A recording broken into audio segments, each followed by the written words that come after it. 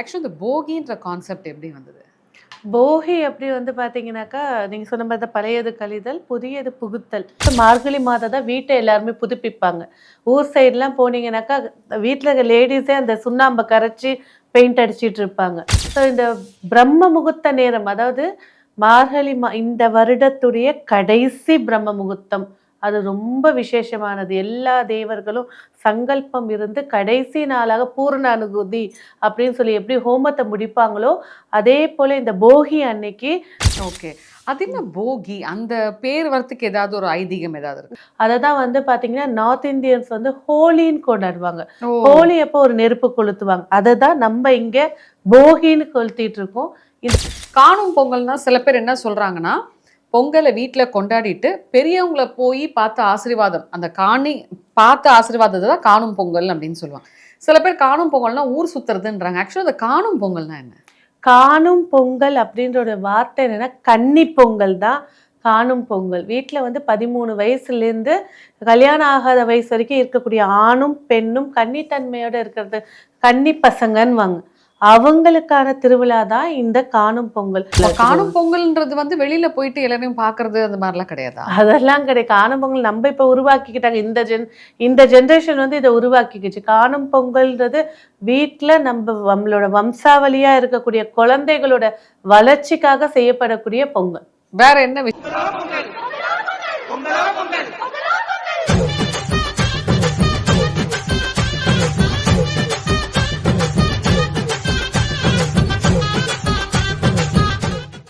GeM TV நேயர்களுக்கு வணக்கம். இன்னைக்கு நம்ம கூட அஸ்ட்ராலஜர் ரேவதி ராஜேஷ் கண்ணா இருக்காங்க. வணக்கம்.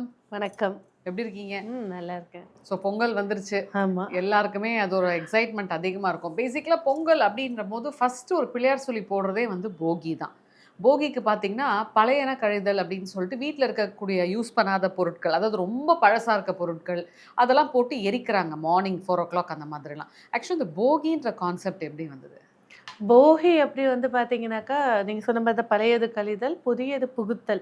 அதாவது நெறைய பேருடைய மைண்ட்ல இருக்கக்கூடிய நெகட்டிவ்னஸையும் கழிக்கக்கூடிய நாளா இருக்கும். மார்கழி மாதத்துடைய கடைசி நாள். அதாவது தேவர்களுக்கு பிரம்ம முகூர்த்தம் சொல்லக்கூடிய மார்கழி மாதத்துல கடைசி நாள் வந்து நம்மளுடைய எண்ணங்களா இருக்கட்டும், அதேபோல மார்கழி மாதம் தான் வீட்ட எல்லாருமே புதுப்பிப்பாங்க. ஊர் சைடுலாம் போனீங்கன்னாக்கா, வீட்ல இருக்க லேடீஸே அந்த சுண்ணாம்ப கரைச்சு பெயிண்ட் அடிச்சிட்டு இருப்பாங்க.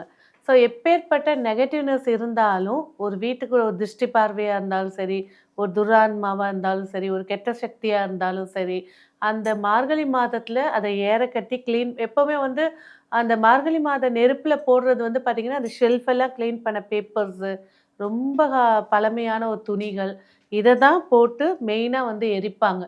ஸோ இந்த பிரம்ம முகூர்த்த நேரம், அதாவது இந்த வருடத்துடைய கடைசி பிரம்ம முகூர்த்தம்.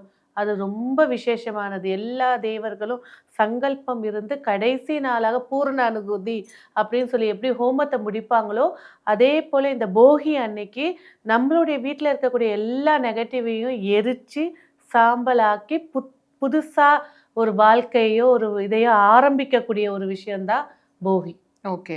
அது என்ன போகி? அந்த பேர் வரத்துக்கு ஏதாவது ஒரு ஐதீகம் ஏதாவது இருக்கா? கண்டிப்பா இருக்கு. இதோட புராண கதை வந்து நரசிம்மருடைய அவதாரத்தோட வரும். அந்த நரசிம்மர் சொல்லக்கூடிய அவதாரத்துல வந்து பார்த்தீங்கன்னா, பக்த பிரகலாதா வந்து இரணியகசிபுவுடைய மகனாக பிறந்து விஷ்ணுவையே கும்பிட்டுட்டு இருப்பாரு.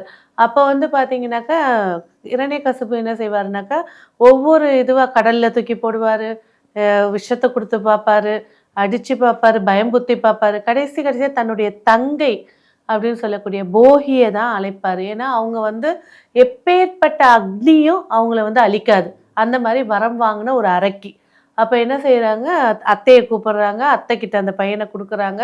பெரிய குடுவ வைக்கிறாங்க. உள்ள போய் உட்கார்ந்து நெருப்ப பத்த வைக்கிறாங்க. அந்த நரசிம்மருடைய ஆசீர்வாதம், மகாவிஷ்ணுவோட ஆசீர்வாதம் அழியாத நெருப்புல கூட அந்த போகின்ற அரக்கி வந்து அழிஞ்சிட்டதாக ஒரு வரலாறு. அததான் வந்து பார்த்தீங்கன்னா, நார்த் இந்தியன்ஸ் வந்து ஹோலின்னு கொண்டாடுவாங்க. ஓ! ஹோலி அப்போ ஒரு நெருப்பு கொளுத்துவாங்க. அததான் நம்ம இங்க போகின்னு கொளுத்திட்டு இருக்கோம். இந்த போகிக்கு நெறைய டிவிஷன் ஸ்டோரீஸ் இருக்கு.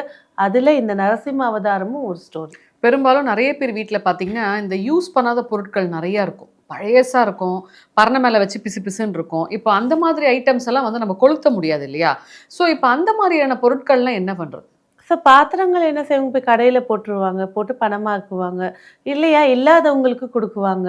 அந்த மாரி விஷயங்கள் செய்வாங்க. முதல்ல வந்து மார்கழி மாதம் சொல்லும்போதே, ஒவ்வொரு வீட்டு ரூமையும் கிளீன் பண்ணி எல்லாத்தையும் எடுத்து கழுவி வைக்கிறது தான் முதல் விஷயம். பழசு எல்லாத்தையும் புதுசா ஆக்கி வைக்கிறது தான்.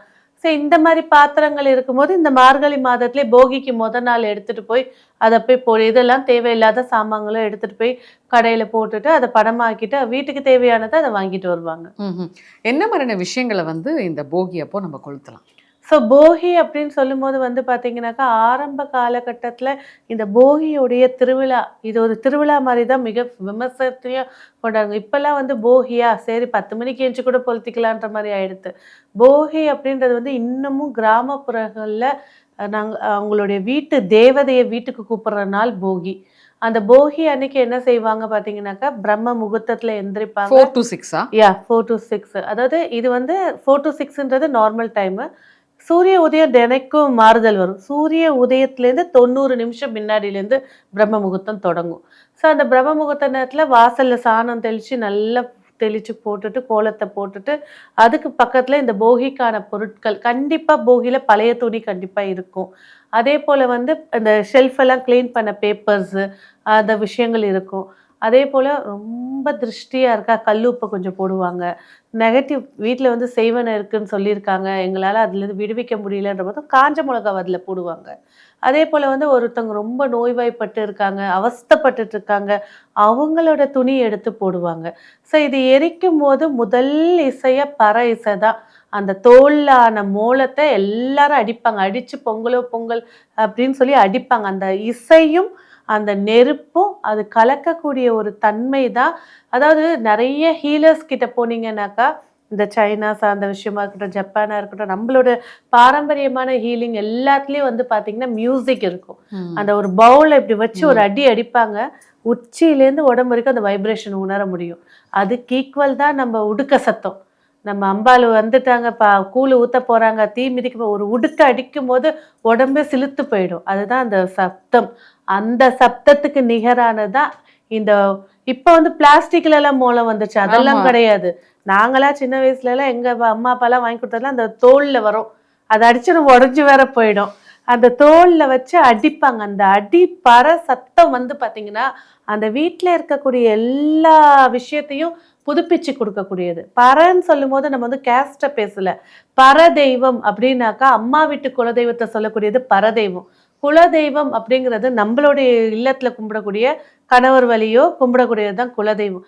இந்த அந்த குச்ச வச்சு அடிக்கும்போது நம்ம 2 தெய்வங்களுடைய சப்போர்ட்ட அந்த போகி அன்னைக்கு தான் உணர முடியும். ம்ஹ்ஹ்ம். இப்போ இன்னொன்னு பார்த்தீங்கன்னா, இப்போ போகி அன்னைக்கு இந்த விஷயம் முடிச்சோன்னா, பொங்கல்லாம் வரும். இது நெறைய பேர் பேசியிருப்பாங்க.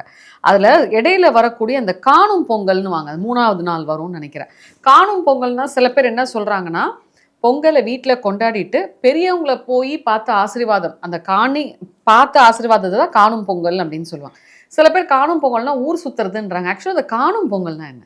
காணும் பொங்கல் அப்படின்ற வார்த்தை என்னன்னா, கன்னி பொங்கல் தான் காணும் பொங்கல். வீட்ல வந்து 13 வயசுலேருந்து கல்யாணம் ஆகாத வயசு வரைக்கும் இருக்கக்கூடிய ஆணும், பெண்ணும் கன்னித்தன்மையோட இருக்கிறது கன்னி பசங்கன்னுவாங்க. அவங்களுக்கான திருவிழா தான் இந்த காணும் பொங்கல். ஊர் சைடுல வந்து எல்லா பசங்களும் ஒண்ணு பொருள் எடுத்துட்டு வருவாங்க. ஒருத்தர் அரிசி, ஒருத்தர் பானை, ஒருத்தர் வைக்கோலு, இந்த மாரி வெல்லம், நெய் இதெல்லாம் எடுத்துட்டு வந்து ஊர் கூடி ஒரு இடத்துல சேர்ந்து பொங்க வச்சு விநாயகர் அங்க அரச மரத்துக்கு கீழ விநாயகர் இருப்பாங்க. சிலர் தங்களோட குலதெய்வம் பேரை சொல்லுவாங்க. அந்த பொங்கலை வச்சு பசங்க அந்த கன்னி பசங்க வந்து அந்த அடுப்பை சுத்தி குலவை போடுவாங்க. அந்த கும்மி அடிச்சு குலவை போட்டு போடும்போது அவங்களுடைய ஜாதக ரீதியாக இருக்கக்கூடிய கலத்திர தோஷமா இருந்தாலும் சரி, புத்திர தோஷமா இருந்தாலும் சரி, அந்த பொங்கல் நிறைஞ்சு எப்பவுமே பொங்கல் பொங்கும்போது எந்த திசையை நோக்கி பொங்குதுன்றதை பார்ப்பாங்க. சில வீட்டுல வந்து என்ன செய்வாங்க, பாட்டிங்க எல்லாம் என்ன செய்வாங்கன்னா கொஞ்சம் வடக்கு பக்கமா சாட்சி வச்சிருவாங்க. பொங்கும் போதே வடக்கு கிழக்க இதெல்லாம் போறதும் பிரார்த்தனம்பா. அவங்களுக்கு தெரியும். கொஞ்சம் நம்மளாம் சொல்ல, ஏன் பாட்டி இப்படி வைக்கிற, இல்ல பொங்கும்போது இந்த சைடுல பொங்கிறோம் நல்லதா இருக்கும் அப்படின்லாம் சொல்லுவாங்க. ஸோ அந்த பொண்ணுங்க நின்று பொங்க வைக்கும் போது பெரியவங்க இருப்பாங்க, எந்த சைடு பொங்குது, இவங்களோட வாழ்க்கை முறை எப்படி இருக்கும், என்ன செய்யணும் இந்த வருஷம் அவங்க நல்ல வளர்ச்சி ஓகே. இப்போ வரதுக்கு. கிழக்க நோக்கி தான் அடுப்புகள் இருக்கும். ஈஸ்ட் ஃபேசிங் தானே? அப்போ அந்த சைடு வந்து பானை வந்து வச்சு பொங்கல் வைக்கிறாங்கன்னா, எந்த திசையில பொங்கணும் அப்போ? அதாவது கிழக்கு, மேற்கு, வடக்கு, வடகிழக்கு இந்த திசைகள் பொங்குறது வளர்ச்சி, ஆரோக்கியம், அத செல்வ அப்படியே காட்ட செழிப்பு. முடியுமா? இந்த பக்கம், இந்த பக்கம்னு சொல்லி. அதான் கிழக்கு சூரியன் உதிக்கிற பக்கம், ம். சூரியன் அஸ்தங்கமாகிற பக்கம், வடக்கு பக்கம், வடகிழக்கு, இந்த இடங்கள்ல எல்லாம் இது அதாவது தென்கிழக்கு. இந்த பக்கம். ஆமா, ஸ்ட்ரெயிட் டைரக்ஷனா தெற்கு பக்கம் பொங்கக்கூடாது. அந்த வீட்ல வந்து அந்த வருஷம் நோய் நொடியை சுட்டி காட்ட போகுது, ஒரு கடன் பிரச்சனையோ ஒரு இழப்பை சுட்டி காட்ட போகுது அப்படிங்கறத சொல்லும். அதாவது இப்ப இந்த ஈஸ்ட் ஃபேசிங் அப்படின்னா இப்ப பொங்கல் வைக்கிறோம்னா இந்த பக்கம் எல்லா பக்கமும் பொங்கலாம். பொங்கலாம். இந்த சைடு நமக்கு சோத்துக்கை பக்கம் பொங்க தெற்கு கூடாதுன்றீங்க. பக்கம் டைரக்ட் தெற்குல பொங்கக்கூடாது. அது வந்து தெற்குன்ற போது பாத்தீங்கன்னா சவுத்து, அந்த டைரக்ஷன்ல பொங்கும் போது நெகட்டிவ்னஸ், எச்சரிக்கைத்தனத்தை தான் சொல்லும். உங்களுக்கு முன்னாடியே இது வந்துருச்சு அப்படின்ற போது எந்தெந்த இடத்துல கேர்ஃபுல்லா இருக்கணும் அப்படிங்கிற விஷயத்த தான் அது சொல்லுமே தவிர இதனால ஒரு நெகட்டிவ்னஸ்ன்னு எடுத்துக்க தேவையில்லைன்னா அந்த காலத்துல வந்து வயசானவங்க அந்த பொங்குற பானையை பார்ப்பாங்க. கன்னி பொங்கல் அப்ப கன்னி பொண்ணு எடுத்து வைக்க சொல்லுவாங்க. அது பொங்குறத வச்சு இந்த வருஷத்தோட நிலை எப்படி இருக்கோ என்னன்றது. ஆனா அந்த காலத்துல இத கணிச்சு கூட அந்த வாழ்க்கை முறையை 100% சொன்னாங்க. ஓகே. எந்த மாதிரியான பாத்திரத்துல வைக்கலாம்? இப்ப எல்லார் வீட்லயுமே கேஸ் ஸ்டவ் தான் இருக்கு இல்லையா? அந்த அடுப்பு கிடுப்புலாம் யாருக்குமே இல்ல. சோ அப்ப என்ன மாதிரியான வெசல்ல வந்து பொங்கல் வச்சா நல்லா இருக்கும்? கண்டிப்பா வந்து வெங்கல பாத்திரம்வாங்க. அதெல்லாம் அந்த காலத்துல இருந்து அதுதான் கல்யாணம் ஆகி போகும்போது பொண்ணுக்கு சீர் கொடுத்து விடுவாங்க. வெங்கல பாத்திரம் வைப்பாங்க. இப்போ உள்ளவங்க குக்கரு அதெல்லாம் குக்கர்ல வச்சா பொங்கவே பொங்காது. புஸ்ஸுன்னு விசில் தான் வரும். அதுதான் குக்கர்ல வைக்கிறாங்க. அலுமினிய பாத்திரத்துல வைக்கக்கூடாது. வசதி இருந்தா வெள்ளியில வைங்க, இல்லைனாக்கா மண்பானையில வைக்கலாம். நல்ல ஒரு விஷயத்தை ஏற்படுத்தி கொடுக்கும். அதுக்கு ஈக்குவல் வந்து வெங்கல பாத்திரம். மூன்றாவதா பித்தளை பாத்திரம் வச்சுக்கலாம். எவர் சில்வர்லாம் வைக்க எவர் சில்வர்லாம் வந்து வசதிக்கேற்ப வச்சுக்கலாம். ஆனா வைக்கிறது வந்து எவர் சில்வருக்கு செலவு பண்றதுக்கு ஒரு பானையை வச்சு வைக்கிறது இன்னும் நல்லதை ஏற்படுத்தி கொடுக்கும். ஏன்னா பானைன்னு சொல்லும் போது பாத்தீங்கன்னா களிமண்ணால மண்ணால செய்யப்பட்டது. மண்ணுன்னு சொல்லும் போது பாத்தீங்கன்னா சொத்து பத்தை ஏற்படுத்தி கொடுக்கக்கூடியது, சொகத்தை ஏற்படுத்தி கொடுக்கக்கூடியது. அப்ப செவ்வாயுடைய ஆதிக்கம் அந்த மண் பாத்திரம். இப்ப எவ்வளோ பேர் வைத்திய முறையில மண் பாத்திரையில சமைச்சு சாப்பிட்றாங்க. ஆதி காலத்துல எல்லாமே அதுலதான் சாப்பிட்டுட்டு இருந்தாங்க. அந்த எனர்ஜி கிடைக்கக்கூடியது மண்ணு பாத்திரம். இப்போ ரொம்ப குழந்தைக்கு இப்ப இருக்கக்கூடிய வரலாறுக்கானது குளிருக்கு பாருங்க, எல்லார் வீட்லயும் வந்து இந்த சில்வர்ல பாத்திரத்தை வச்சு கொடுத்து எல்லாம் சளி தொல்லை தான். அதான் இந்த மண் பாத்திரையில நீங்க வந்து அதை ஊற வச்சு அதை எடுப்பாங்க. அது ப்ரொசீஜர். அரிசி கழிஞ்ச தண்ணியெல்லாம் போட்டு ஊற வச்சு கழுவிட்டு அதுக்கப்புறமா சுத்தப்படுத்திட்டு சுடுதண்ணி வச்சு குடிச்சு பாருங்க. அந்த சளி பிரச்சனைன்றது சீரகம் கொஞ்சம் போட்டு குடிச்சு பார்த்தீங்கன்னா ஏன்னா மண்ணு தன்மை வாய்ந்தது தான் நம்ம உடம்பு. அப்போ மண் தன்மை நம்மளுக்கு சம்மந்தப்படும் போது ஆரோக்கியமும் ஏற்படுத்தி கொடுக்கும், எனர்ஜியும் கொடுக்கும். அப்போ பொங்கல் வைக்கிறது அப்படிங்கிற போது நல்ல அழகா ஒரு சின்ன பாத்திரம் வாங்கி பானை வாங்கி அதுக்கு மஞ்சள் கிழங்கு கட்டி பொட்டு வச்சு குலதெய்வம் பேரை சொல்லி தூக்கி அடுப்புல வச்சு தீபம் அந்த பொங்கலை பண்றது சிறப்பை ஏற்படுத்தி கொடுக்கும். நிறைய பேருக்கு கொடுக்கணும். எங்கள் வீட்டுக்கு ஒரு சின்ன பாத்திரம் வைங்க, வெளியில செய்யறதுக்கு பெருசு வேணா வச்சுக்கோங்க. சில்வர்ல காணும் பொங்கல்ன்றது வந்து வெளியில போயிட்டு எல்லாரையும் பாக்குறது அந்த மாதிரிலாம் கிடையாதா? அதெல்லாம் கிடையாது. காணும் பொங்கல் நம்ம இப்ப உருவாக்கிக்கிட்டாங்க. இந்த ஜென்ரேஷன் வந்து இதை உருவாக்கிக்கிச்சு. காணும் பொங்கல்ன்றது வீட்டுல நம்மளோட வம்சாவளியா இருக்கக்கூடிய குழந்தைகளோட வளர்ச்சிக்காக செய்யப்படக்கூடிய பொங்கல். வேற என்ன விஷயங்கள் இந்த பொங்கல்ல பண்ணலாம்? இந்த பொங்கல் அப்படின்னு பார்க்கும்போது பார்த்தீங்கன்னா ஃபர்ஸ்ட் நாளே வந்து உழவனுக்கு திருவிழாவை தான் இந்த தைப்பொங்கல் சொல்றோம். ஆனா எல்லா வருஷமும் தைப்பொங்கல் கரிநாள் தான். சூரியனுடைய ஆதிக்கம் நிறைஞ்சிருக்கு. கரிநாள்ல நம்ம சுபத்தன்மை எதுவுமே செய்ய மாட்டோம். ஆனாலும் பொங்கல் வச்சு உழவனுக்கு கொண்டாடுறான்னா சூரியனுடைய கதிர்வீச்சு ரொம்ப அதிகமா இருக்கக்கூடியது தான் கரிநாள். அப்போ வந்து பார்த்தீங்கன்னாக்கா இந்த மாட்டுப் பொங்கல் அப்போ நிறைய வம்சாவளி சேர்ந்தவங்க குலதெய்வத்தை கும்பிடுவாங்க. போகி அப்போ வந்து பார்த்தீங்கன்னாக்கா ஊர் தெய்வத்தை கூப்பிடுவாங்க, பெண் தெய்வத்தை கூப்பிடுவாங்க. ஸோ மாட்டுப் பொங்கல் அன்னைக்கு பார்த்தீங்கன்னா சாயங்காலம் வந்து சிலர் வழக்கம் என்னன்னா அந்த சாணத்தை நல்லா குழப்பி அதுல ஒரு படி செஞ்சு விநாயகர் பிடிச்சி வச்சு பொங்கல் வைப்பாங்க. அந்த பொங்கல் வைக்கிறது வந்து பார்த்தீங்கன்னா அந்த குடும்பத்துக்கும் அந்த கால்நடைக்கும் பாதுகாப்பா அந்த குலதெய்வமே வந்து நிற்கிறதாக ஐதீகம். சிலர் வந்து தையநாயகி முத்துக்குமார சுவாமி சொல்லி குலதெய்வம் 3 பானை பொங்கல் வைப்பாங்க. ஸோ எல்லா வர்க்கத்திலும் தமிழனுடைய திருவிழா. அதே போல ஸ்போர்ட்ஸ் அப்படின்னு ஒரு விஷயம் கொண்டு வந்த ஜல்லிக்கட்டு நம்மளோட தமிழன் திருவிழா தான். இப்போ என்ன ஃபுட்பால் எடுத்துக்கோங்க, கிரிக்கெட் எடுத்துக்கோங்க, எல்லாம் என்ன ஒரு 100 வருஷம் 200 வருஷம் 300 வருஷம் இருக்குமா? ஆதி வருஷத்துலேருந்து இருக்கிறது இந்த ஜல்லிக்கட்டு தான். இந்த ஜல்லிக்கட்டை வந்து இப்போதான் வந்து ஆண்கள்லாம் வளர்க்குறாங்க. அப்போல்லாம் வளர்த்ததே பெண்கள் தான். பெண்களை பார்த்தீங்கன்னா 4 பேரை அடிக்கிற மாதிரி அவ்வளோ ஹைட்டாக எனர்ஜெட்டிக்காக இருப்பாங்க. அப்படிப்பட்ட ஒரு திருவிழா நடக்குது. அதனால தான் வந்து பார்த்தீங்கன்னா, இந்த தாந்திரிக பரிகாரத்துலலாம் வந்து பார்த்தீங்கன்னாக்கா, இந்த ஜல்லிக்கட்டு நடக்கும்போது அந்த மாட அவுத்து விடுவாங்க. அந்த மாடு கால்பட்ட மண்ண எடுத்துட்டு வந்து வீட்ல வைப்பாங்க. அந்த மண்ண தாயத்துக்குள்ள போட்டு குழந்தைக்கு போட்டு விடுவாங்க. தைரியம் வர்றதுக்கு. காவதெய்வம் கருப்புசாமி, கருப்புசாமி, முனீஸ்வரன், மாடசாமி இந்த மாதிரி இருக்கக்கூடிய எல்லா தெய்வம் முனி எல்லாத்தையும் வந்து வர்ஷிப் பண்றது அந்த காளையை வச்சு தான். அந்த மண்ணை எடுத்துட்டு வந்து வீட்டில் வைக்கிறது அவ்வளோ விசேஷத்தை ஏற்படுத்தி கொடுக்கும். எப்பேற்பட்ட துராத்மாவையும் வெளியே தொத்தி கொடுக்கும். அவ்வளோ பவர்ஃபுல்லானது. இந்த பொங்கல் அப்படின்னு சொல்லும்போது மேலோட்டமாக நம்மளுக்கு தெரிஞ்சது போகி. போகி அன்னைக்கு பார்த்தீங்கன்னாக்கா எனக்கு குலதெய்வமே தெரியாதுங்க, என்னங்க செய்கிறது அப்படின்னு. அந்த போகி அன்னைக்கு ஒரு இனிப்பு எல்லார் வீட்லேயும் எண்ணெய் சட்டி வைக்கிறது வழக்கம். தீபாவளினா எப்படி எண்ணெய் சட்டி வைக்கிறோமோ, போகி அன்னைக்கு எண்ணெய் சட்டி அந்த சுல்லுன்னு சவுண்டு கேட்கணும். அதை கேட்குறது தான். அப்போ அன்னைக்கு வந்து ஒரு பலகாரத்தை செஞ்சு மஞ்சள் துணி பானையில் போட்டு மஞ்சள் துணி கட்டி குலதெய்வம் கும்பிடுவாங்க. எனக்கு குலதெய்வம் தெரியல, கண்டுபிடிச்சி கொடுங்க அப்படின்னு சொல்லி வீட்டில் வச்சு கற்பூரம் ஏற்றி கும்பிடுவாங்க. ஸோ அவங்களுக்கு அந்த 48 நாள் 90 நாளுக்குள்ளே கனவு மூலியமாவோ இல்லை ஒரு ரிலேஷன் மூலியமாவோ யார் மூலியமாவது ஒரு தகவல் கண்டிப்பாக வரும். வந்து தான் இருந்திருக்கு இது வரைக்கும் நம்ம கிளைண்ட்ஸ் கிட்ட எல்லாருக்கிட்டையுமே. இதெல்லாம் நம்மளுடைய தைப்பொங்கல் அப்படின்னு சொல்லும்போது உத்தராயணம் தொடங்கக்கூடியது. எல்லா சுப நிகழ்ச்சிகளும் தொடங்கக்கூடியது. ஏன்னா நம்ம ஆடி மாதத்துலேருந்து மார்கழி வரைக்கும் விநாயகர் சதுர்த்தி, பெருமாளுக்கு புரட்டாசி அமாவாசை, இந்த மாதிரி எல்லா நாளும் பூஜைகளாக இருந்துச்சு. இப்போ ஃபுல்லாக திருவிழாவாக இருக்கும். சித்திரை மாதம் போனால் மீனாட்சி கல்யாணம், மாசி மாதம் சிவராத்திரி, பங்குனி மாதம் சமயபுரம் மாதிரி பட்னி விரதம், எல்லா திருவிழாக்களாக இருக்கும். கோலாகலமாக இருக்கக்கூடியது அதோட தொடக்கம் தான் இந்த தைப்பொங்கல். Okay, super super. முக்கால்வாசி நீங்கள் நிறைய விஷயங்கள் பார்த்துருப்பீங்க இல்லையா? பொதுவாக மக்கள் வந்து பொங்கல் அப்போ இந்தந்த விஷயங்கள், அதாவது போகியிலேருந்து அந்த பொங்கல் முடிகிற வரைக்கும் மக்கள் தவிர்த்துக்க வேண்டிய சில விஷயங்கள் என்னென்ன? இப்போ உள்ள கொஸ்டின் வந்து பார்த்தீங்கன்னா, மாட்டுப்பொங்கல் வந்து எங்களுக்கு வெள்ளிக்கிழமை வருது, நாங்கள் குலதெய்வத்துக்கு வந்து நான்வெஜ் வச்சு படைக்கலாமா? கிழமையை தூக்கி போட்டுருங்க. உங்கள் சம்பிரதாயம் இதுதானா, இதை செஞ்சு தான் சாப்பிடணும். அதில் எந்த ஒரு தப்பும் குத்தமும் வந்துடாது. அது ஃபஸ்ட்டு விஷயம். அதே போல் இந்த தைப்பொங்கல் அப்போ வந்து பார்த்தீங்கன்னா, பொண்ணுங்களை மறுவீடு கூட்டிகிட்டு வருவாங்க. இந்த மறுவீடு கூட்டிகிட்டு வரும்போது ஒரு புடவை எடுத்து கொடுப்பாங்க. கட்டிட்டு அன்னைக்கு பொங்கல் ஃபுல்லாக இருந்துட்டு பொங்கல் அன்னைக்கு தான் சீர் புடவை கொடுப்பாங்க. அந்த புடவை ஃபஸ்ட்டு ஒரு புது புடவை கொடுத்தாங்க பாருங்கள், அந்த புடவை கட்டி எடுத்து மடித்து வச்சுருவாங்க.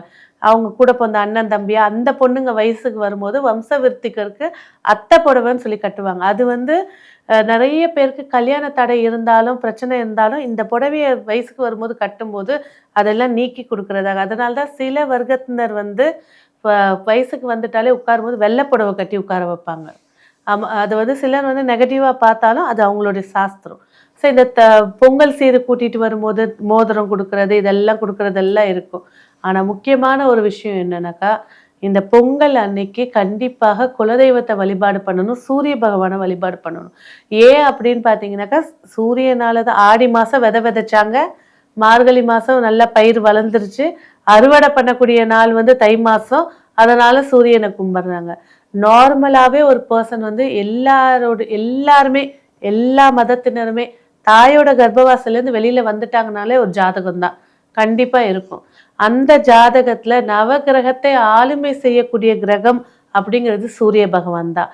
அப்போ இந்த தைப்பொங்கல் அன்னைக்கு பிரம்ம முகூர்த்தத்தில் சூரிய பகவான் உதித்து வரதை யாரெல்லாம் வழிபாடு செய்கிறாங்களோ அவங்க ஜாதக ரீதியாக இருக்கக்கூடிய பிரச்சனைகள் குறைச்சி கொடுக்கும். அதனால தான் நம்மளுடைய கலாச்சாரம் சொல்லி ஒவ்வொரு திருவிழாக்கள் ஒவ்வொரு விழாக்கள், ஏன் இந்த நாளில் இதை கும்பிட்றோம், விநாயகர் சதுர்த்திக்கு ஏன் விநாயகரை கும்பிட்றோம், முருகரை ஏன் கும்பிட்றது இல்லை, அந்த மாதிரி ஒரு சில கருத்துக்கள் ஒரு பாயிண்ட் வச்சது தான் இது எல்லாமே.